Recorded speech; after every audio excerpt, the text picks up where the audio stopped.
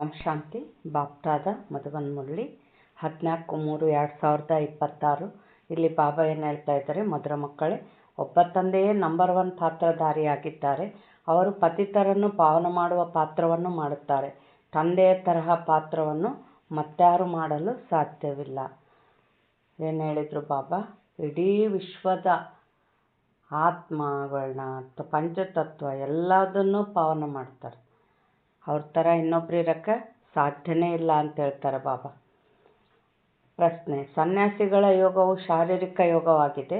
ಆತ್ಮಿಕ ಯೋಗವನ್ನು ತಂದೆಯೇ ಕಲಿಸುತ್ತಾರೆ ಹೇಗೆ? ಉತ್ತರ: ಸನ್ಯಾಸಿಗಳು ಬ್ರಹ್ಮತತ್ವದೊಂದಿಗೆ ಯೋಗವನ್ನಿಡುವುದನ್ನು ಕಲಿಸುತ್ತಾರೆ. ಅದಂತೂ ಇರುವ ಸ್ಥಾನವಾಗಿದೆ. ಅಂದ ಮೇಲೆ ಅದು ಶಾರೀರಿಕ ಯೋಗವಾಯಿತು. ತತ್ವಕ್ಕೆ ಭಗವಂತನೆಂದು ಹೇಳಲಾಗುವುದಿಲ್ಲ. ಅಂದರೆ ಸನ್ಯಾಸಿಗಳು ಏನು, ಅವರು ಪರಮಾತ್ಮ ಬಯಲು ಅಂತ ಯಾಕೆ ಹೇಳಿದರು ಅಂದರೆ, ಅವರು ತಪಸ್ಸು ಮಾಡಿದಾಗ ಸಾಕ್ಷಾತ್ಕಾರ ಆಯಿತು. ಪರಂಧಾಮದ ಸಾಕ್ಷಾತ್ಕಾರ, ಕೆಂಪು ಬೆಳಕು ತುಂಬಿದ ಲೋಕದ ಸಾಕ್ಷಾತ್ಕಾರ ಆಯಿತು. ಆದರೆ ಅದರಲ್ಲಿ ಅಣು ಪರಮಾಣುವಿನಷ್ಟು ಚಿಕ್ಕ ಆತ್ಮಗಳು ಅವರು ಕಣ್ಣಿಗೆ ಕಾಣಲಿಲ್ಲ. ಕೋಟಿ ಕೋಟಿ ಮೈಲ್ ಆಚೆ ಇರೋ ಆತ್ಮ ಪರಮಾತ್ಮನ ಅವ್ರಿಗೆ ನೋಡೋಕ್ಕಾಗಲಿಲ್ಲ. ಆ ಕೆಂಪು ಬೆಳಕು ತುಂಬಿದ ಲೋಕ ಪರಂಧಾಮನೇ ಪರಮಾತ್ಮ ಅಂಥೇಳಿ ಅವರು ಬ್ರಹ್ಮತತ್ವ, ಅದಕ್ಕೆ ತತ್ವ ಅಂತಾರೆ. ಅದು ಒಂದು ತತ್ವ, ಅದನ್ನೇ ಧ್ಯಾನ ಮಾಡ್ತಾರೆ. ಅದಕ್ಕೆ ಅದೇನು ಇರುವ ಸ್ಥಾನ ಅಂತ ಹೇಳ್ತಾರೆ ಬಾಬಾ. ಅದಕ್ಕೆ ಅದು ಶಾರೀರಿಕ ಯೋಗವಾಯಿತು ಅಂತ ಹೇಳ್ತಾರೆ ಬಾಬಾ. ತತ್ವಕ್ಕೆ ಭಗವಂತನೆಂದು ಹೇಳುವುದಿಲ್ಲ. ನೀವು ಮಕ್ಕಳು ಪರಮಾತ್ಮನೊಂದಿಗೆ ಬುದ್ಧಿಯೋಗವನ್ನು ಇಡುತ್ತೀರಿ.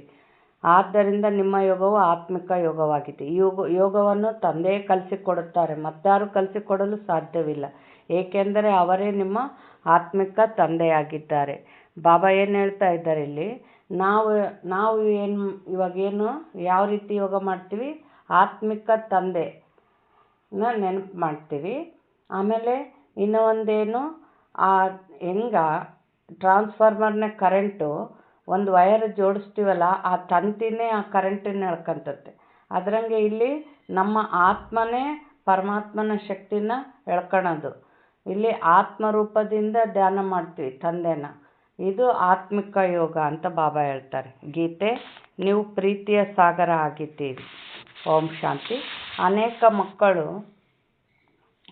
ಅನೇಕರು ಓಂ ಶಾಂತಿ ಎಂದು ಹೇಳುತ್ತಾರೆ, ಅರ್ಥಾತ್ ತಮ್ಮ ಆತ್ಮದ ಪರಿಚಯವನ್ನು ಕೊಡುತ್ತಾರೆ, ಆದರೆ ಸ್ವಯಂ ತಿಳಿದುಕೊಂಡಿಲ್ಲ.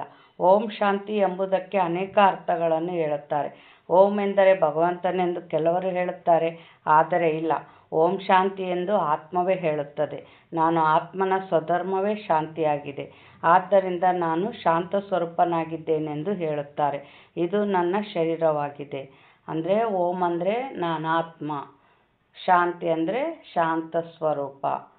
ಇದು ಅರ್ಥ ಅಂತ ಬಾಬಾ ಹೇಳ್ತಾ ಇದ್ದಾರೆ. ಈಗ ಇದು ನನ್ನ ಶರೀರವಾಗಿದೆ. ಯಾವುದರ ಮೂಲಕ ನಾವು ಕರ್ಮ ಮಾಡುತ್ತೇವೆ, ಎಷ್ಟು ಸಹಜವಾಗಿದೆ. ಹಾಗೆ ತಂದೆಯೂ ಸಹ ಹೇಳುತ್ತಾರೆ ಓಂ ಶಾಂತಿ. ಆದರೆ ನಾನು ಎಲ್ಲರ ತಂದೆಯಾಗಿರುವ ಕಾರಣ, ಬೀಜರೂಪನಾಗಿರುವ ಕಾರಣ, ಯಾವ ರಚನಾರೂಪಿ ವೃಕ್ಷವಿದೆಯೋ ಆ ಕಲ್ಪವೃಕ್ಷದ ಆದಿ ಮಧ್ಯ ಅಂತ್ಯವನ್ನು ತಿಳಿದುಕೊಂಡಿದ್ದೇನೆ.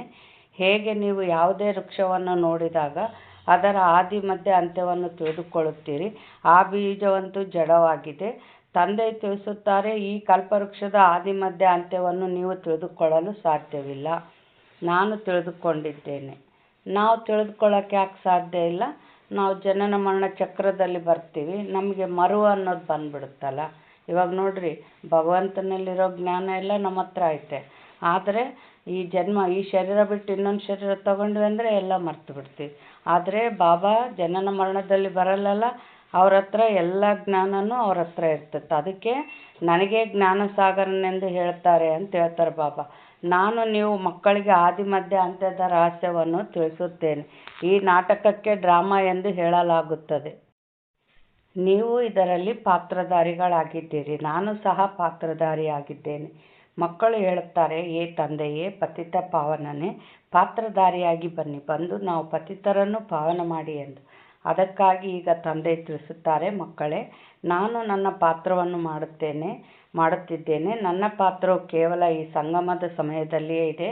ಅದರಲ್ಲಿಯೂ ನನಗೆ ನನ್ನದೇ ಆದ ಶರೀರವಿಲ್ಲ. ನಾನು ಈ ಶರೀರದ ಮೂಲಕ ಪಾತ್ರ ಮಾಡುತ್ತೇನೆ. ನನ್ನ ಹೆಸರಾಗಿದೆ ಶಿವ. ಮಕ್ಕಳಿಗೆ ತಿಳಿಸುತ್ತಾರಲ್ಲವೇ, ಯಾವುದೇ ಕೋತಿಗಳು ಅಥವಾ ಪ್ರಾಣಿಗಳ ಪಾಠಶಾಲೆ ಇರುವುದಿಲ್ಲ. ಆದರೆ ತಂದೆ ತಿಳಿಸುತ್ತಾರೆ, ಈ ಪಂಚವಿಕಾರಗಳಿರುವ ಕಾರಣ ಬಲೆ ಚೆಹರೆಯು ಮನುಷ್ಯನದಾಗಿದೆ, ಕರ್ತವ್ಯವು ಕೋತಿಯಂತಿದೆ. ಬಾಬಾ ಇಲ್ಲೇನು ಹೇಳ್ತಾ ಇದ್ದಾರೆ, ಮಂಗ ಬುದ್ಧಿವೋ ಅಂತ ಹೇಳ್ತಾರೆ ಬಾಬಾ. ಅಂದರೆ ಎದಕ್ಕೆ ಮಂಗಕ್ಕೆ ಹೋಲಿಸ್ಯಾರ ಬಾಬಾ ಅಂದರೆ, ಮಂಗ ಅದೇನೋ ಮಗು ಸತ್ತರೆ ಅದು ಎಲುಬನ್ನೇ ಹಿಡ್ಕೊಂಡು ಓಡಾಡ್ತಿರ್ತದಂತೆ, ಅಷ್ಟು ಮೋಹ ಅಂತೆ. ಅಂದರೆ ಇಲ್ಲಿ ಬಾಬಾ ಏನಂತಾರಂದರೆ, ಎಷ್ಟು ಮೋಹ ಇರ್ತೈತೆ ಕೆಲವರಿಗೆ ಅಂದರೆ ಸರಿಯಾಗಿ ಪುರುಷಾರ್ಥನೆ ಮಾಡಲ್ಲ, ಕ್ಲಾಸಿಗೆ ಬರಲ್ಲ, ಸಂಸಾರದಲ್ಲಿನ ಮೋಹದಲ್ಲಿ ಇಂಥ ಒಂದು ಜನ್ಮ ಅಲ್ಲ 84 ಜನ್ಮದ ಸಂಸಾರಕ್ಕೆ ಸುಖ ಕೊಡತ್ತ ಬಂದಾಗ ಒಂದು ಜನ್ಮದ ಮೋಹದಿಂದ ಭಾಗ್ಯನೇ ಕಳ್ಕೊಂಬಿಡ್ತಾರೆ. ಅದಕ್ಕೆ ಮಂಗ ಬುದ್ಧಿವು ಅಂತ ಹೇಳ್ತಾರೆ ಬಾಬಾ. ಬಲೆ ದೇಹ ಒಂದು ಮನುಷ್ಯರದು, ಬುದ್ಧಿ ಕೋತಿ ಬುದ್ಧಿ ಅಂತ ಹೇಳ್ತಾರೆ ಬಾಬಾ. ಇಲ್ಲಿ ಮಕ್ಕಳಿಗೆ ತಂದೆ ತಿಳಿಸುತ್ತಾರೆ, ಎಲ್ಲರೂ ತಮ್ಮನ್ನು ಪತಿತರೆಂದು ಕರೆಸಿಕೊಳ್ಳುತ್ತಾರೆ, ಆದರೆ ನಮ್ಮನ್ನು ಯಾರು ಪತಿತರನ್ನಾಗಿ ಮಾಡುತ್ತಾರೆ ಮತ್ತು ಪಾವನರನ್ನಾಗಿ ಯಾರು ಮಾಡುತ್ತಾರೆ? ಪತಿತ ಪಾವನ ಯಾರೆಂಬುದನ್ನೇ ತಿಳಿದುಕೊಂಡಿಲ್ಲ, ಯಾರನ್ನು ಕರೆಯುತ್ತೇವೆ ಎಂಬುದೇನೂ ಗೊತ್ತಿಲ್ಲ. ನಾವೆಲ್ಲರೂ ಪಾತ್ರಧಾರಿಗಳಾಗಿದ್ದೇವೆ. ನಾವು ಆತ್ಮರು ಈ ಶರೀರವನ್ನು ತೆಗೆದುಕೊಂಡು ಪಾತ್ರವನ್ನು ಅಭಿನಯಿಸುತ್ತೇವೆ ಎಂಬುದೇನನ್ನೂ ತಿಳಿದುಕೊಂಡಿಲ್ಲ. ಆತ್ಮವು ಪರಂಧಾಮದಿಂದ ಬರುತ್ತದೆ, ಬಂದು ಪಾತ್ರವನ್ನು ಅಭಿನಯಿಸುತ್ತದೆ. ಇಡೀ ಆಟವು ಭಾರತದ ಮೇಲೆ ಮಾಡಲ್ಪಟ್ಟಿದೆ. ಪಾವನ ಭಾರತವನ್ನು ಪತಿತ ಭಾರತವನ್ನಾಗಿ ಯಾರು ಮಾಡಿದರು? ರಾವಣ. ರಾವಣ ಅಂದ್ರೇನು? ಪಂಚವಿಕಾರಗಳು. ರಾವಣ ಅನ್ನೋದು ಒಂದು ಮನುಷ್ಯ, 10 ತಲೆ ಮನುಷ್ಯ ಎಲ್ಲಿ ಇಲ್ಲ. 5 ಸ್ತ್ರೀಯರ 5 ವಿಕಾರಗಳು, ಪುರುಷರ 5 ವಿಕಾರಗಳನ್ನು ಸೇರಿಸಿ ಅಲ್ಲಿ 10 ತಲೆ ರಾವಣನ ಮಾಡ್ಯಾರ. ಆದರೆ ರಾವಣ ದೇಹಧಾರಿ ಅಲ್ಲ. ರಾವಣನು ಲಂಕೆಯಲ್ಲಿ ರಾಜ್ಯ ಮಾಡುತ್ತಿದ್ದೇನೆಂದು ಹೇಳುತ್ತಾರೆ. ಇದೆಲ್ಲ ಸುಳ್ಳು ಮಾತಾಗಿದೆ. ತಂದೆ ಈಗ ನಮ್ಮನ್ನು ಬೇಹದ್ದಿನಲ್ಲಿ ಕರೆದುಕೊಂಡು ಹೋಗುತ್ತಾರೆ. ಮಕ್ಕಳೇ, ಇಡೀ ಸೃಷ್ಟಿಯೇ ಬೇಹದ್ದಿನ ದ್ವೀಪವಾಗಿದೆ. ಅದಂತೂ ಹದ್ದಿನ ಲಂಕೆಯಾಗಿದೆ. ಈ ಬೇಹದ್ದಿನ ದ್ವೀಪದಲ್ಲಿ ರಾವಣ ರಾಜ್ಯವಿದೆ. ಮೊದಲು ಸತ್ಯಯುಗ ತ್ರೇತಾಯುಗದಲ್ಲಿ ರಾಮರಾಜ್ಯವಿತ್ತು, ಈಗ ರಾವಣ ರಾಜ್ಯವಾಗಿದೆ. ಬಾಬಾ, ರಾಮರಾಜ್ಯವು ಎಲ್ಲಿತ್ತು ಎಂದು ಮಕ್ಕಳು ಕೇಳುತ್ತಾರೆ. ಅದಕ್ಕೆ ತಂದೆ ತಿಳಿಸುತ್ತಾರೆ, ಮಕ್ಕಳೇ, ಅದು ಇಲ್ಲಿಯೇ ಇತ್ತಲ್ಲವೇ? ಯಾವುದನ್ನು ಎಲ್ಲರೂ ಬಯಸುತ್ತಾರೆ. ಆ ಜಗತ್ತು ಇಲ್ಲೇ ಇತ್ತು, ಇದೇ ಭೂಮಿ ಮೇಲೆ ಸತ್ಯಯುಗ ತ್ರೇತಾಯುಗದಾಗಿತ್ತು ಅಂತ ಬಾಬಾ ಹೇಳ್ತಾರೆ. ನೀವು ಭಾರತವಾಸಿಗಳು ಆದಿ ಸನಾತನ ದೇವಿ ದೇವತಾ ಧರ್ಮದವರಾಗಿದ್ದೀರಿ, ಹಿಂದೂ ಧರ್ಮದವರಲ್ಲ. ಮಧುರಾತಿ ಮಧುರ ಅಗಲಿ ಹೋಗಿ ಮರಳಿ ಸಿಕ್ಕಿರುವ ಮುದ್ದಾದ ಮಕ್ಕಳೇ, ನೀವೇ ಮೊಟ್ಟ ಮೊದಲು ಭಾರತದಲ್ಲಿದ್ದೀರಿ. ನಿಮಗೆ ಆ ಸತ್ಯಯುಗದ ರಾಜ್ಯವನ್ನು ಯಾರು ಕೊಟ್ಟಿದ್ದರು? ಅವಶ್ಯವಾಗಿ ಸ್ವರ್ಗದ ರಚಯಿತನೇ ಈ ಆಸ್ತಿಯನ್ನು ಕೊಟ್ಟಿದ್ದರು. ತಂದೆ ತಿಳಿಸುತ್ತಾರೆ, ಎಷ್ಟೊಂದು ಮಂದಿ ಅನ್ಯ ಧರ್ಮಗಳಲ್ಲಿ ಹೋಗಿ ಸೇರಿದ್ದಾರೆ. ಮುಸಲ್ಮಾನ್ ರಾಜ್ಯವಿದ್ದಾಗ ಅನೇಕರನ್ನು ಮುಸಲ್ಮಾನರನ್ನಾಗಿ ಮಾಡಿಕೊಂಡರು. ಕ್ರಿಶ್ಚಿಯನ್ನರ ರಾಜ್ಯವಿದ್ದಾಗ ಅನೇಕರನ್ನು ಕ್ರಿಶ್ಚಿಯನ್ನರನ್ನಾಗಿ ಮಾಡಿಕೊಂಡರು. ಬೌದ್ಧಿಯರ ರಾಜ್ಯವು ಇಲ್ಲಿ ಇರಲಿಲ್ಲ, ಆದರೂ ಸಹ ಅನೇಕರನ್ನು ಬೌದ್ಧಿಯರನ್ನಾಗಿ ಮಾಡಿಕೊಂಡರು, ತಮ್ಮ ಧರ್ಮದಲ್ಲಿ ಸೇರಿಸಿಕೊಂಡರು. ಆದಿ ಸನಾತನ ಧರ್ಮವು ಯಾವಾಗ ಪ್ರಾಯಲೋಪವಾಗಿ ಬಿಡುವುದೋ ಆಗಲೇ ಪುನಃ ಆ ಧರ್ಮದ ಸ್ಥಾಪನೆಯಾಗುವುದು. ಪ್ರಾಯಲೋಪವಾಗಿ ಬಿಡುವುದಂದ್ರೇನು? ನಮಗೆ ಆ ಧರ್ಮ ದೇವತಾ ಧರ್ಮ ಅಂದ್ರೇನು? ದೈವಿ ಗುಣಗಳಲ್ಲಿ ನಡೆಯೋದು. ಶಾಂತಿ, ಆನಂದ, ಪ್ರೀತಿ, ಕರುಣೆ, ನಮ್ಮ ದೈವಿ ಗುಣಗಳಿಂದ ಎಲ್ಲರಿಗೆ ಸುಖ ಕೊಡ್ತಾ, ಎಲ್ಲರಿಂದ ಸುಖ ಪಡ್ತಾ, ಸುಖದ ಜೀವನದಲ್ಲಿರೋದೇ ದೈವಿ ಇದು ಧರ್ಮ. ಆದರೆ ದೈವಿ ಗುಣಗಳಲ್ಲಿ ನಡೆಯೋ ಶಕ್ತಿನೇ ಇಲ್ದಂಗಾಯ್ತು. ನಮ್ಮ ಧರ್ಮ ಏನಾಯಿತು? ಪ್ರಾಯಲೋಪ ಆಯಿತು. ಆಗ ಬೇರೆ ಧರ್ಮಗಳು ಬಂದವು. ಬಾಬಾ ಏನಂತ ಇದ್ದಾರೆ, ಈಗ ಮಧುರಾತಿ ಮಧುರ ಮಕ್ಕಳೇ, ನೀವೆಲ್ಲರೂ ಆದಿ ಸನಾತನ ದೇವಿ ದೇವತಾ ಧರ್ಮದವರಾಗಿದ್ದೀರಿ. ಈಗ ಪುನಃ ಆ ಧರ್ಮದ ಸ್ಥಾಪನೆಯಾಗುವುದು ಅಂದಾಗ ತಂದೆಯು ನೀವೆಲ್ಲ ಭಾರತವಾಸಿಗಳಿಗೆ ತಿಳಿಸುತ್ತಾರೆ, ನೀವು 84 ಜನ್ಮಗಳನ್ನು ತೆಗೆದುಕೊಂಡಿರಿ. ಬ್ರಾಹ್ಮಣ, ದೇವತಾ, ಕ್ಷತ್ರಿಯ, ವೈಶ್ಯ ಶೂದ್ರ ವರ್ಣದಲ್ಲಿ ಬಂದಿರಿ. ಈಗ ಪುನಃ ದೇವತಾ ವರ್ಣದಲ್ಲಿ ಹೋಗುವುದಕ್ಕಾಗಿ ಬ್ರಾಹ್ಮಣ ವರ್ಣದಲ್ಲಿ ಬಂದಿದ್ದೀರಿ. ಬ್ರಾಹ್ಮಣ ದೇವತಾಯ ನಮಃ ಎಂದು ಹಾಡುತ್ತಾರೆ. ಮೊದಲು ಬ್ರಾಹ್ಮಣರ ಹೆಸರನ್ನು ತೆಗೆದುಕೊಳ್ಳುತ್ತಾರೆ. ಬ್ರಾಹ್ಮಣರೇ ಭಾರತವನ್ನು ಸ್ವರ್ಗವನ್ನಾಗಿ ಮಾಡಿದ್ದೀರಿ. ಇದು ಭಾರತದ ಪ್ರಾಚೀನ ಯೋಗವಾಗಿದೆ. ಮೊಟ್ಟ ಮೊದಲು ಯಾವ ರಾಜಯೋಗವಿತ್ತೋ ಅದರ ವರ್ಣನೆಯು ಗೀತೆಯಲ್ಲಿದೆ. ತಂದೆಯು ಯೋಗವನ್ನು ಯಾರು ಕಲಿಸಿದ್ದರು? ಈಗ ಬಾಬಾ ಇಲ್ಲೇನು ಹೇಳ್ತಾ ಇದ್ದಾರೆ, ಇದನ್ನು ಭಾರತವಾಸಿಗಳು ಮರೆತು ಹೋಗಿದ್ದಾರೆ. ಬಾಬಾ ಇಲ್ಲೇನು ಹೇಳ್ತಾ ಇದ್ದಾರೆ, ಮಕ್ಕಳೇ, ಆ ಯೋಗವನ್ನು ನಾನೇ ಕಲಿಸಿದ್ದೆನು. ಅದು ಆತ್ಮಿಕ ಯೋಗವಾಗಿದೆ. ಉಳಿದೆಲ್ಲವೂ ದೈಹಿಕ ಯೋಗಗಳಾಗಿವೆ. ಸನ್ಯಾಸಿಗಳು ಬ್ರಹ್ಮತತ್ವದೊಂದಿಗೆ ಯೋಗವನ್ನು ನೀಡಿ ಎಂದು ದೈಹಿಕ ಯೋಗಗಳನ್ನು ಕಲಿಸುತ್ತಾರೆ. ಆದರೆ ಅದು ತಪ್ಪಾಗಿದೆ. ಬ್ರಹ್ಮತತ್ವವು ಇರುವ ಸ್ಥಾನವಾಗಿದೆ. ಬ್ರಹ್ಮತತ್ವ ಅಂದರೆ ಪರಂಧಾಮ. ಅಂದ ಮೇಲೆ ಅದು ಪರಮಾತ್ಮನಾಗಲಿಲ್ಲ. ತಂದೆಯನ್ನೇ ಮರೆತು ಹೋಗಿದ್ದಾರೆ. ನೀವು ಸಹ ಮರೆತು ಹೋಗಿದ್ರಿ. ನೀವು ತಮ್ಮ ಧರ್ಮವನ್ನು ಮರೆತು ಬಿಟ್ಟಿದ್ದೀರಿ. ಇದು ಡ್ರಾಮಾದಲ್ಲಿ ನಿಗದಿಯಾಗಿದೆ. ವಿದೇಶದಲ್ಲಿ ಯೋಗವು ಇರಲೇ ಇಲ್ಲ. ಹಠಯೋಗ ಮತ್ತು ರಾಜಯೋಗವು ಇಲ್ಲಿಯದೇ ಆಗಿದೆ. ಆ ನಿವೃತ್ತಿ ಮಾರ್ಗದ ಸನ್ಯಾಸಿಗಳು ಎಂದೂ ರಾಜಯೋಗವನ್ನು ಕಲಿಸಲು ಸಾಧ್ಯವಿಲ್ಲ. ಯಾರು ಅರಿತಿರುವರೋ ಅವರೇ ಕಲಿಸುವರು. ರಾಜಯೋಗನ ಯಾರು ಕಲ್ಸೋಕ್ಕೆ ಸಾಧ್ಯ ಇಲ್ಲ. ಯಾಕೆ? ರಾಜಯೋಗ ಅಂದ್ರೇನು? ಆತ್ಮ ರಾಜ ಆಗ್ತೈತೆ. ಅಂದರೆ ಪರಮಾತ್ಮನ ಶಕ್ತಿ ತುಂಬಿಕೊಂಡು ಆತ್ಮ ರಾಜ ಆಗಿ ಈ ಕರ್ಮೇಂದ್ರಿಯ ಜ್ಞಾನೇಂದ್ರಿಯಗಳ ಮೇಲೆ ರಾಜ ಆಗಿ ಅವುಗಳನ್ನು ಶ್ರೀಮತದ ಮೇಲೆ ಪುಣ್ಯದ ದಾರಿಯಲ್ಲಿ ನಡೆಸೋ ಶಕ್ತಿ ಬರ್ತದೆ. ಅದು ರಾಜಯೋಗ. ಅಷ್ಟು ಶಕ್ತಿ, ಆತ್ಮ ರಾಜ ಆಗೋಷ್ಟು ಶಕ್ತಿನ ಯಾರಿಗೆ ತುಂಬಕ್ಕೆ ಅಷ್ಟು ಶಕ್ತಿ ಯಾರಲ್ಲೂ ಇಲ್ಲ. ಬಾಬಾ ಅಂತೂ ಶಕ್ತಿಯ ಸಾಗರ. ಅಷ್ಟು ಶಕ್ತಿ ತುಂಬಿ ನಮ್ಮ ಕೂಡ ಯೋಗ ಮಾಡಿಸ್ತಾರೆ. ಇದು ರಾಜಯೋಗ. ಬಾಬಾ ಮಾತ್ರ ಕಲಿಸ್ತಾರೆ. ಬಾಬಾ ಏನು ಹೇಳ್ತಾ ಇದ್ದಾರೆ, ಯಾರು ಅರಿತಿರುವರೋ ಅವರೇ ಕಲಿಸುವರು. ಸನ್ಯಾಸಿಗಳಾದರೂ ರಾಜ್ಯವನ್ನೇ ಬಿಟ್ಟು ಹೋಗುತ್ತಾರೆ. ಗೋಪಿಚಂದ ರಾಜನ ಉದಾಹರಣೆ ಇದೆಯಲ್ಲವೇ? ರಾಜ್ಯವನ್ನು ಬಿಟ್ಟು ಕಾಡಿಗೆ ಹೊರಟು ಹೋದರು. ಅವರ ಕಥೆ ಇದೆ. ಸನ್ಯಾಸಿಗಳಂತೂ ರಾಜ್ಯವನ್ನು ಬಿಡಿಸುವವರಾಗಿದ್ದಾರೆ. ಅಂದ ಮೇಲೆ ಅವರು ರಾಜಯೋಗವನ್ನು ಕಲಿಸಲು ಹೇಗೆ ಸಾಧ್ಯ? ಈ ಸಮಯದಲ್ಲಿ ಇಡೀ ವೃಕ್ಷವು ಜರ್ಜಡೀಭೂತವಾಗಿ ಬಿಟ್ಟಿದೆ. ಈಗ ಅದು ಬಿತ್ತೆಂದರೆ ಬಿದ್ದಿತು. ಯಾವುದೇ ವೃಕ್ಷವು ಅಂತಿಮ ಸ್ಥಿತಿಯನ್ನು ತಲುಪಿದಾಗ ಅಂತ್ಯದಲ್ಲಿ ಅದು ಬೀಳಿಸಲಾಗುತ್ತದೆ. ಹಾಗೆಯೇ ಈ ಮನುಷ್ಯ ಸೃಷ್ಟಿರೂಪಿ ವೃಕ್ಷವು ಸಹ ತಮೋಪ್ರಧಾನವಾಗಿದೆ. ಇದರಲ್ಲಿ ಏನೂ ಸಾರವಿಲ್ಲ.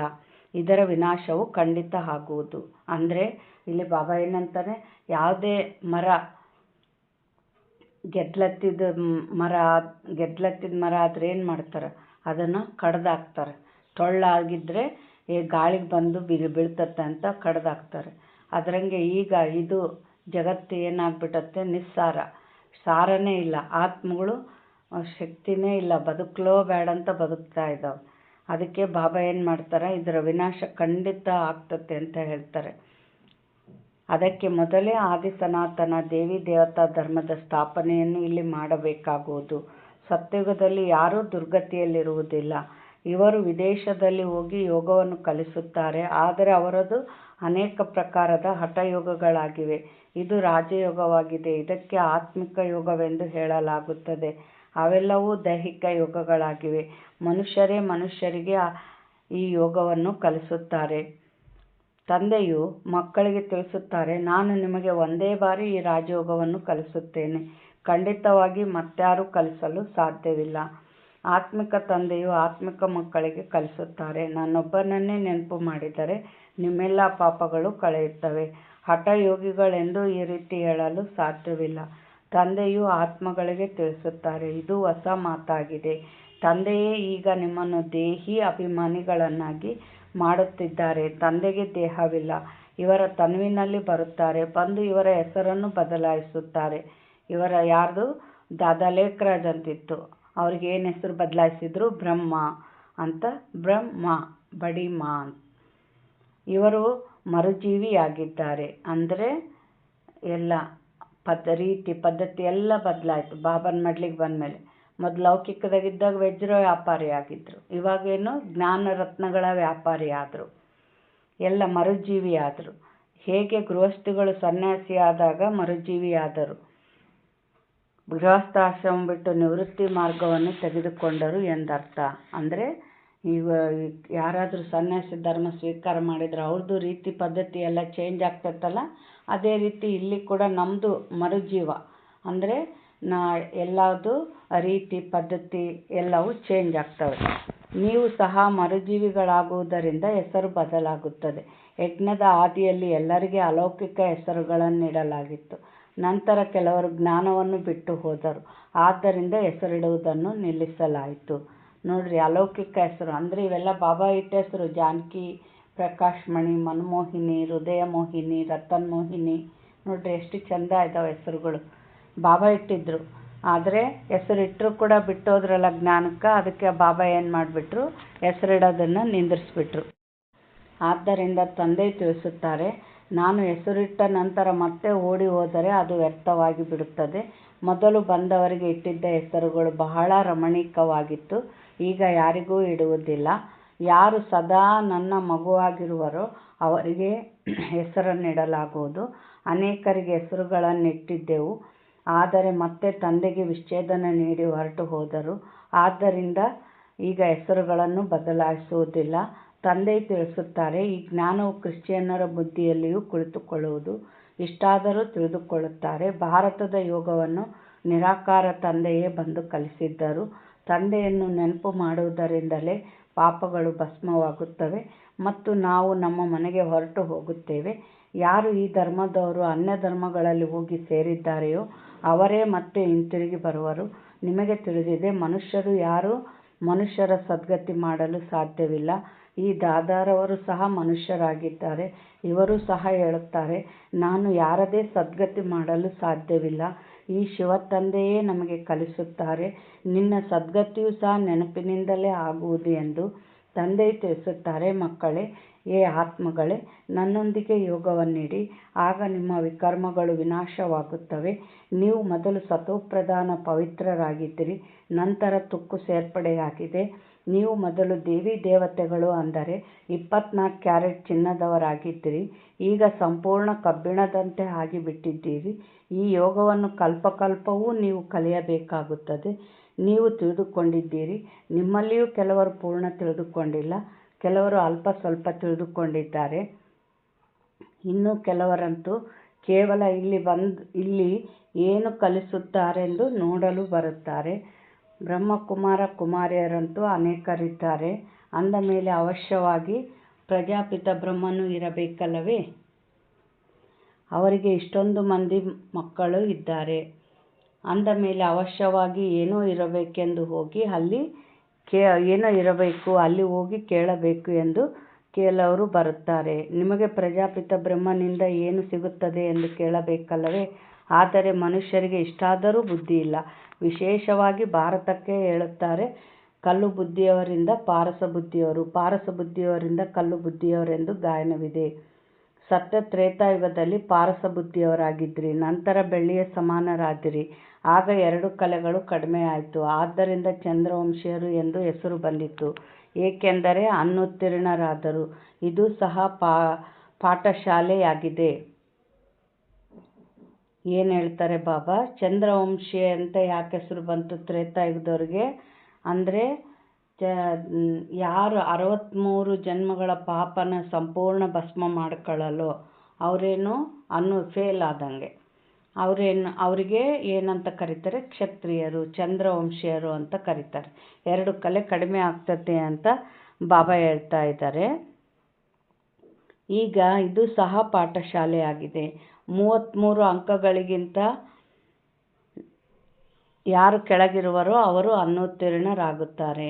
ರಾಮ, ಸೀತೆ ಮತ್ತು ಅವರ ರಾಜ್ಯದಲ್ಲಿರುವವರು ಸಂಪೂರ್ಣರಲ್ಲ, ಆದ್ದರಿಂದ ಸೂರ್ಯವಂಶೀಯರಾಗಲು ಸಾಧ್ಯವಿಲ್ಲ. ರಾಮ ಸೀತೆ ಅಂದರೆ ಏನು? ಆಗಲೇ ಕ್ಷತ್ರಿಯರು. ರಾಮನ ಕೈಯಾಗ ಬಿಲ್ಲು ಬಂದತ್ತೆ ನೋಡ್ರಿ, ಅಂದರೆ ಇನ್ನು ನಾವು ಮಾಯೆ ಜೊತೆಗೆ ಯುದ್ಧ ಮಾಡ್ತಾನೆ ಶರೀರ ಬಿಟ್ಟಿವಿ ಅಂತಂದರೆ ರಾಮರಾಜ್ಯ ಅಂದರೆ ತ್ರೇತಾಯುಗಕ್ಕೆ ಹೋಗ್ತೀವಿ. ನಾವು ಸಂಪೂರ್ಣ ಪಾವನ ಆದಿವಿ ಅಂದರೆ ಎಲ್ಲಿ ಹೋಗ್ತೀವಿ? ಸೂರ್ಯವಂಶಕ್ಕೆ ಹೋಗ್ತೀವಿ.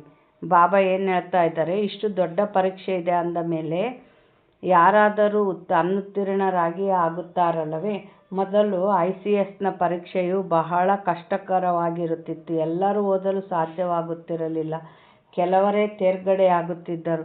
ನಾವು ಸೂರ್ಯವಂಶಿ ಮಹಾರಾಜ ಮಹಾರಾಣಿಯಾಗಬೇಕೆಂದು ಯಾರಾದರೂ ಬಯಸಿದರೆ ಅದರಲ್ಲಿ ಬಹಳ ಪರಿಶ್ರಮ ಬೇಕು. ಮಮ್ಮ ಬಾಬಾರವರು ಸಹ ಶ್ರೀಮತದಂತೆ ಓದುತ್ತಿದ್ದಾರೆ. ಅವರು ಮೊದಲ ನಂಬರಿನಲ್ಲಿ ಬರುತ್ತಾರೆ. ಮಮ್ಮ ಬಾಬಾ ಮೊದಲನೇ ನಂಬರ್ನಲ್ಲಿ ಓದುತ್ತಾರೆ. ಮತ್ತು ಯಾರು ಆ ಮಾತಾಪಿತರನ್ನು ಫಾಲೋ ಮಾಡುವರೋ ಅವರೇ ಮಾತಾಪಿತರ ಸಿಂಹಾಸನದಲ್ಲಿ ರಾಜಧಾನಿಯು ನಡೆಯುತ್ತದೆ ಅಲ್ಲವೇ ಕುಳಿತುಕೊಳ್ಳುತ್ತಾರೆ. ಬಾಬಾ ಇಲ್ಲೇನು ಹೇಳ್ತಾ ಇದ್ದಾರೆ, ಸೂರ್ಯವಂಶೀಯರದ್ದು 8 ಪೀಳಿಗೆಗಳು ನಡೆಯುತ್ತವೆ. ಹೇಗೆ Edward the first, Edward the second ರಾಜಧಾನಿಯು ನಡೆಯುತ್ತಿದೆಯಲ್ಲವೇ, ಈ ಕ್ರಿಶ್ಚಿಯನ್ನರೊಂದಿಗೆ ನಿಮ್ಮದು ಹೆಚ್ಚು ಸಂಬಂಧವಿದೆ. ಕ್ರಿಶ್ಚಿಯನ್ ಮನೆತನದವರೇ ಭಾರತದ ರಾಜ್ಯವನ್ನು ಕಸಿದುಕೊಂಡರು, ಭಾರತದ ಅಪಾರ ಧನವನ್ನು ತೆಗೆದುಕೊಂಡು ಹೋದರು. ಅಂದ ಮೇಲೆ ವಿಚಾರ ಮಾಡಿ, ಸತ್ಯಯುಗದಲ್ಲಿ ಇನ್ನೆಷ್ಟು ಹಣವಿರಬಹುದು? ಅದರ ಹೋಲಿಕೆಯಲ್ಲಿ ಇಲ್ಲಿ ಏನೂ ಇಲ್ಲ. ಸತ್ಯಯುಗದಲ್ಲಿ ಎಲ್ಲ ಗಣಿಗಳು ಸಂಪನ್ನವಾಗಿ ಬಿಡುತ್ತವೆ. ಈಗಂತೂ ಪ್ರತಿಯೊಂದು ವಸ್ತುವಿನ ಗಣಿಗಳು ಖಾಲಿಯಾಗತೊಡಗುತ್ತಿವೆ. ಮತ್ತೆ ಚಕ್ರವು ಪುನರಾವರ್ತನೆಯಾದಾಗ ಎಲ್ಲ ಗಣಿಗಳು ಸಂಪನ್ನವಾಗಿ ಬಿಡುತ್ತವೆ. ಬಾಬಾ ಏನು ಹೇಳ್ತಾ ಇದ್ದಾರೆ, ಮಧುರಾತಿ ಮಧುರ ಮಕ್ಕಳೇ, ನೀವೀಗ ರಾವಣನ ಮೇಲೆ ಜಯಗಳಿಸಿ ರಾಜ್ಯವನ್ನು ಪಡೆಯುತ್ತಿದ್ದೀರಿ. ಮತ್ತೆ ಅರ್ಧ ಕಲ್ಪದ ನಂತರ ಈ ರಾವಣನು ಬರುವನು. ಆಗ ಪುನಃ ನೀವು ರಾಜ್ಯವನ್ನು ಕಳೆದುಕೊಂಡು ಕುಳಿತುಕೊಳ್ಳುತ್ತೀರಿ. ಈಗ ನೀವು ಭಾರತವಾಸಿಗಳು ಕವಡೆಯಂತೆ ಆಗಿಬಿಟ್ಟಿದ್ದೀರಿ. ನಾನು ನಿಮ್ಮನ್ನು ವಜ್ರ ಸಮಾನರನ್ನಾಗಿ ಮಾಡಿದೆನು, ಮತ್ತೆ ರಾವಣನು ಕವಡೆಯಂತೆ ಮಾಡಿಬಿಟ್ಟಿದ್ದಾನೆ. ಈ ರಾವಣನು ಯಾವಾಗ ಬಂದನು? ನಾವೇಕೆ ಅವನನ್ನು ಸುಡುತ್ತೇವೆ ಎಂಬುದನ್ನು ತಿಳಿದುಕೊಂಡಿಲ್ಲ. ಈ ರಾವಣನು ಪರಂಪರೆಯಿಂದಲೂ ಇದ್ದಾನೆಂದು ಹೇಳುತ್ತಾರೆ. ತಂದೆ ತಿಳಿಸುತ್ತಾರೆ, ಅರ್ಧ ಕಲ್ಪದ ನಂತರ ಈ ರಾವಣ ರಾಜ್ಯವು ಆರಂಭವಾಗುತ್ತದೆ. ವಿಕಾರಿಗಳಾಗುವ ಕಾರಣ ತಮ್ಮನ್ನು ದೇವಿ ದೇವತೆಗಳೆಂದು ಕರೆಸಿಕೊಳ್ಳಲು ಸಾಧ್ಯವಿಲ್ಲ. ವಾಸ್ತವದಲ್ಲಿ ನೀವು ದೇವಿ ದೇವತಾ ಧರ್ಮದವರಾಗಿದ್ದಿರಿ. ನೀವು ನೋಡುವಷ್ಟು ಸುಖವನ್ನು ಮತ್ಯಾರೂ ನೋಡಲು ಸಾಧ್ಯವಿಲ್ಲ. ಎಲ್ಲರಿಗಿಂತ ತೀರಾ ಬಡವರು ಸಹ ನೀವೇ ಆಗಿದ್ದೀರಿ. ಬಾಬಾ ಏನಂತಾರೆ, ಯಾರು ಅತಿ ಶ್ರೀಮಂತರಾಗ್ತಾರೋ ಅಷ್ಟೇ ಬಡವರಾಗ್ತಾರೆ, ಯಾರು ಹೆಚ್ಚು ಪುಣ್ಯ ಮಾಡಿರ್ತಾರೋ ಅಷ್ಟೇ ಪಾಪ ಮಾಡ್ತಾರೆ. ಇದು ಸೃಷ್ಟಿಯ ನಿಯಮ ಅಂತ ಬಾಬಾ ಹೇಳ್ತಾರೆ. ಅಂದರೆ ಇವಾಗ ನೋಡ್ರಿ, ಭಾರತ ಚಿನ್ನದ ಪಕ್ಷಿ ಆಗಿತ್ತು, ಇವಾಗ ಹೆಂಗಾಗೈತೆ? ಇಡೀ ಜಗತ್ತಿನಾಗ ಅತಿ ಬಡ ರಾಷ್ಟ್ರ ಭಾರತ ಆಗೈತೆ. ನೀವೇ ಬಡವರಾಗ್ತೀರಿ ಅಂತ ಹೇಳ್ತಾರೆ ಬಾಬಾ. ಈಗ ತಂದೆ ತಿಳಿಸುತ್ತಾರೆ, ನೀವು ವಿಕಾರಿಗಳಾಗುವ ಕಾರಣ ತಮ್ಮನ್ನು ದೇವಿ ದೇವತೆಗಳೆಂದು ಕರೆಸಿಕೊಳ್ಳಲು ಸಾಧ್ಯವಿಲ್ಲ. ಕ್ರೈಸ್ಟ್ ಬಂದಾಗ ಮೊದಲು ಬಹಳ ಕಡಿಮೆ ಜನಸಂಖ್ಯೆ ಇದ್ದರು. ಯಾವಾಗ ಅನೇಕರಾಗಿ ಬಿಡುವರೋ ಆಗ ರಾಜ್ಯಭಾರ ಮಾಡುವರು. ನಿಮಗಂತೂ ಮೊಟ್ಟಮೊದಲು ರಾಜ್ಯವು ಸಿಗುತ್ತದೆ. ಇವೆಲ್ಲವೂ ಜ್ಞಾನದ ಮಾತುಗಳಾಗಿವೆ.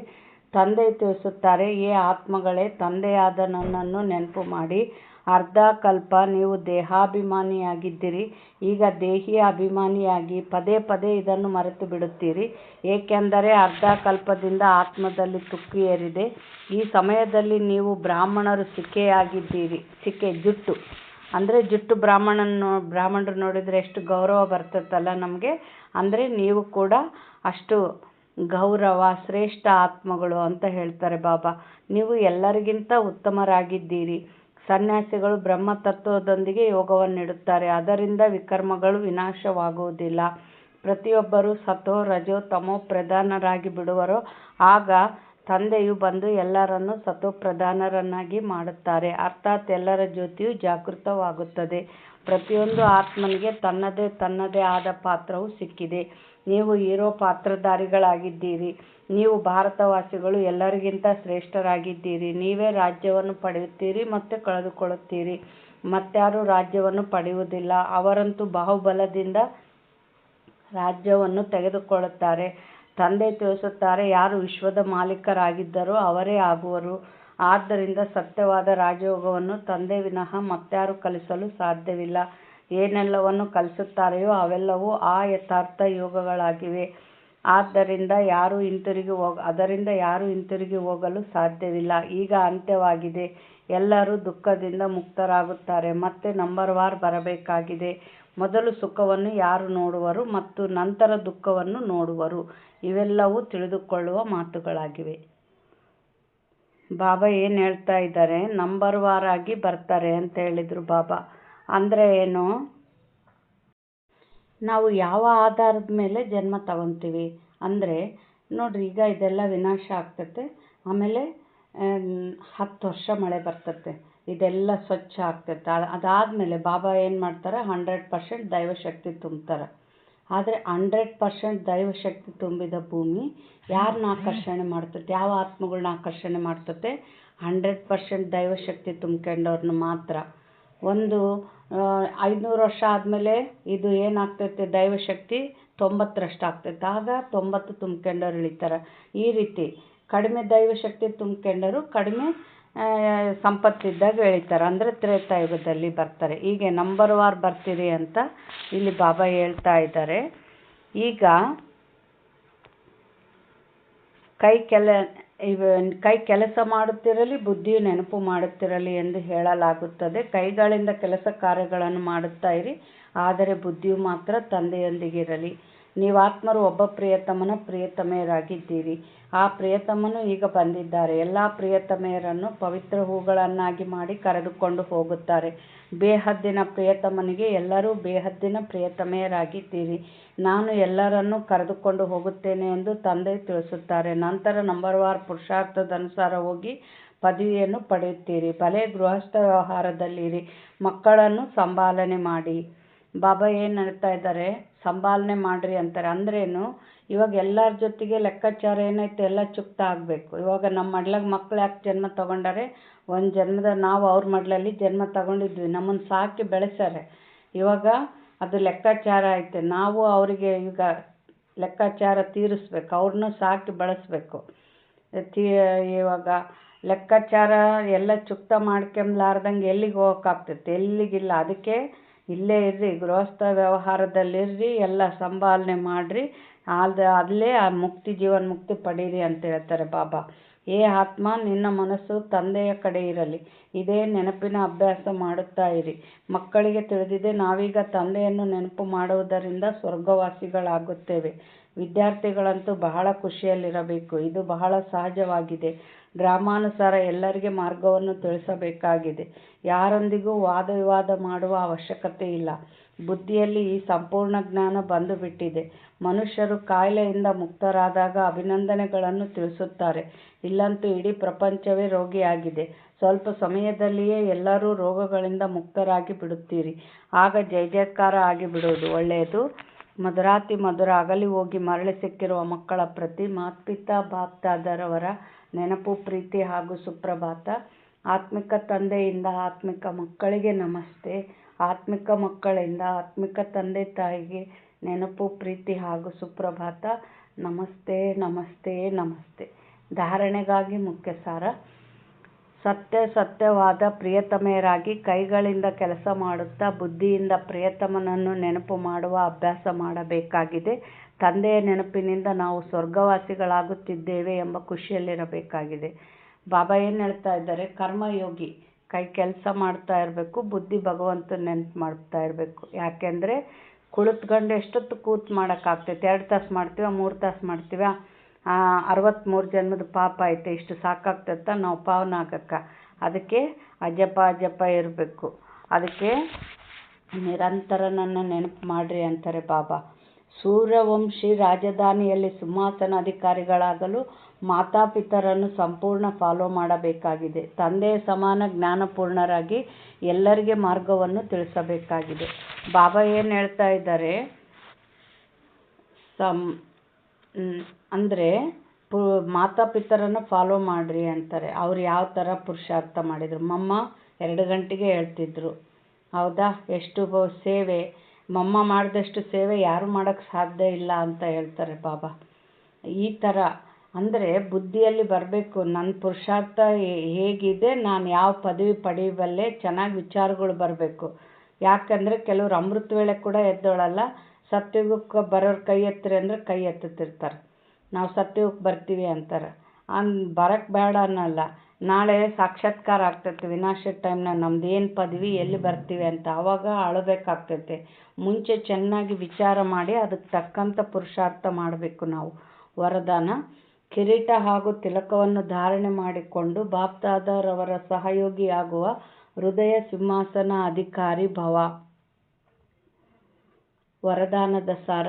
ಯಾವಾಗ ಯಾರೇ ಸಿಂಹಾಸನದ ಮೇಲೆ ಕುಳಿತುಕೊಳ್ಳುತ್ತಾರೆಂದರೆ ಅವರ ಚಿಹ್ನೆಯಾಗಿ ತಿಲಕ ಹಾಗೂ ಕಿರೀಟವಿರುತ್ತದೆ. ಅಂದರೆ ರಾಜರಿಗೇನು ವಿಜಯದ ತಿಲಕ ಇಡ್ತಾರೆ, ಆಮೇಲೆ ಕಿರೀಟ ಇಡ್ತಾರೆ. ಹಾಗೆ ಯಾರು ಹೃದಯ ಸಿಂಹಾಸನ ಅಧಿಕಾರಿಯಾಗಿದ್ದಾರೆಯೋ ಅವರ ಮಸ್ತಕದಲ್ಲಿ ಸದಾ ಅವಿನಾಶಿ ಆತ್ಮನ ಸ್ಥಿತಿಯ ತಿಲಕವು ದೂರದಿಂದಲೇ ಹೊಳೆಯುತ್ತಿರುವಂತೆ ಕಂಡುಬರುತ್ತದೆ.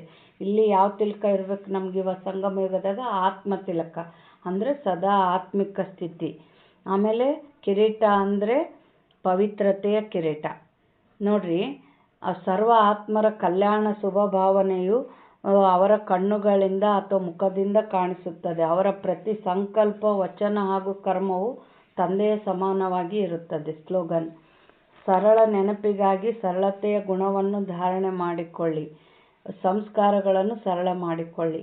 ಬಾಬಾ ಏನು ಹೇಳ್ತಾ ಇದ್ದಾರೆ? ಸರಳ ನೆನಪಿಗಾಗಿ ಅಂದರೆ ನಮಗೆ ಪರಿಶ್ರಮ ಇರಬಾರ್ದು. ಬಾಬಾ ನೆನಪಿನಾಗ ಭಾಳ ಮಾಯೆ ಬರಬಾರ್ದು, ವಿಘ್ನಗಳು ಬರಬಾರ್ದು. ಅಂದರೆ ಸರಳ ಗುಣ, ಸರಳ ಸಂಸ್ಕಾರ ಧಾರಣೆ ಮಾಡ್ಕೊಳ್ರಿ ಅಂತ ಹೇಳಿದರು ಬಾಬಾ. ಅಂದರೆ ಇವಾಗ ನಮಗೆ ವಿಘ್ನ ಹಾಕೋದು ಯಾವುವು? ನಮ್ಮ ಅಸುರಿ ಸಂಸ್ಕಾರಗಳು, ಕಠಿಣ ಸ್ವಭಾವ, ಜಿದ್ದು ಮಾಡೋದು, ನಾನೇ ಗೆಲ್ಲಬೇಕು, ನಾನೇ ಮುಂದಿರಬೇಕು, ಇಂಥ ಸ್ವಭಾವಗಳಿದ್ದರೆ ಔಟ್ರಿಂದನೇ ನಮಗೆ ವಿಘ್ನಗಳು ಮಾಯೆ ಬರ್ತದೆ. ಅದಕ್ಕೆ ಸರಳ ಸಂಸ್ಕಾರ, ಸರಳ ಸ್ವಭಾವ ಮಾಡ್ಕೊಳ್ರಿ ಅಂದರು ಬಾಬಾ. ಅವ್ಯಕ್ತ ಸೂಚನೆ: ವಿಜಯಿಯಾಗುವುದಕ್ಕೆ ಫೌಂಡೇಶನ್ ಆಗಿದೆ ನಿಶ್ಚಯ. ಫೌಂಡೇಶನ್ ಒಂದು ವೇಳೆ ಪಕ್ಕ ಇದ್ದರೆ ಕಟ್ಟಡವು ಅಲುಗಾಡುವುದಿಲ್ಲ. ನಿಶ್ಚಿಂತರಾಗಿರುವಿರಿ. ಆದರೆ ಕೇವಲ ತಂದೆಯಲ್ಲಿ ನಿಶ್ಚಯವಿಲ್ಲ, ತಮ್ಮಲ್ಲಿ ತಮಗೆ ನಿಶ್ಚಯ ಮತ್ತು ಡ್ರಾಮಾದಲ್ಲಿಯೂ ನಿಶ್ಚಯ. ಡ್ರಾಮಾ ಒಂದು ವೇಳೆ ಡ್ರಾಮಾದಲ್ಲಿ ನಿಶ್ಚಯವಿದ್ದರೆ ಆ ಕಲ್ಯಾಣದ ಮಾತು ಸಹ ಕಲ್ಯಾಣದಲ್ಲಿ ಬದಲಾಗಿ ಬಿಡುತ್ತದೆ. ಇಲ್ಲಿ ಬಾಬಾ ಏನು ಹೇಳ್ತಾ ಇದ್ದಾರೆ? ನಿಶ್ಚಯ ಅಂದರೆ ಬಾಬಾನ ಮೇಲೆ ನಿಶ್ಚಯ. ಎಂಥ ಸಮಸ್ಯೆ ಬರಲಿ ಅದು ನನ್ನ ಕರ್ಮದ ಲೆಕ್ಕಾಚಾರ ಇರ್ತತೆ ಅಂತ ಬಾಬಾ ನಮ್ಮನ್ನು ಅಂತಿಮದವರೆಗೂ ಜೊತೆಯಲ್ಲೇ ಇರ್ತಾನೆ. ನಿಶ್ಚಯ ಇರಬೇಕು. ಆಗ ನಾವು ಎಂಥ ಸಮಸ್ಯೆ ಬಂದರೂ ಸಂಶಯದಲ್ಲಿ ಬರ್ದಂಗೆ ವಿಜಯಿ ಆಗ್ತೀವಿ. ಆಮೇಲೆ ಏನು? ಡ್ರಾಮಾದ ಮೇಲೆ ನಿಶ್ಚಯ. ಇದು ಏನಾಗ್ತತೋ ಅದು ಸರಿಯಾಗಿಯೇ ಆಗ್ತತೆ, ಸರಿಯಾಗೇ ಇದೆ ಇಲ್ಲಿ ಪಾತ್ರ, ಅದ್ರ ಮೇಲೆ ನಿಶ್ಚಯ ಇರಬೇಕು. ಆಗ ಏನಾಗ್ತತೆ? ಆ ಕಲ್ಯಾಣದ ಮಾತು ಕೂಡ ಕಲ್ಯಾಣದಲ್ಲಿ ಪರಿವರ್ತನೆ ಆಗ್ತತೆ ಅಂತ ಬಾಬಾ ಹೇಳ್ತಾ ಇದ್ದಾರೆ. ಒಳ್ಳೆಯದು. ಓಂ ಶಾಂತಿ.